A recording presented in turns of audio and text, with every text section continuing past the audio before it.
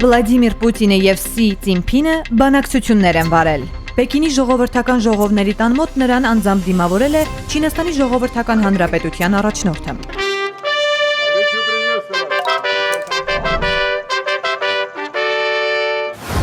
Ռուսաստանի Դաշնության նախագահը չինացի գործընկերոջը սիրելի ընկեր է անվանել եւ հիշել չինական ասացվածքը. «Մեկ օր չենք տեսել, բայց կարծես 3 աշուն է անցել»։ Ռուսաստանի եւ Չինաստանի հարաբերությունները հասել են աննախադեպ բարձր մակարդակի, հանդիսանալով գործընկերության մոդել։ Նույնիսկ անբարենպաստ արտաքին գործոնների ֆոնին մեր փոխգործակցությունը լավ դինամիկա է ցույց տալիս, նշել է Ռուսաստանի նախագահը։ Մերձավոր Արևելքում ճգնաժամի ֆոնին Ռուսաստանը շարունակում է մնալ էներգառեսուրսների հուսալի մատակարար, իսկ ՌԴ-ի եւ ՉԺՀ-ի միջև ապրանքաշրջանառությունը քառորդ դարում աճել է ավելի քան 30 անգամ։ Ռուսաստանն ու Չինաստանը խիզախորեն պաշտպանում են միջազգային արդարությունը, իր հերթին ասել է Սի Ցինփինը։ Պուտինը Սիին հաջորդ տարի հրավիրել է Ռուսաստան։ ՌԴ-ի նախագահը պատրաստակամություն է հայտնել մասնակցելու աշնանը Շենժենում կայանալիք Ասիա խաղաղօվկիանոսյան տնտեսական համագործակցություն գագաթնաժողովին։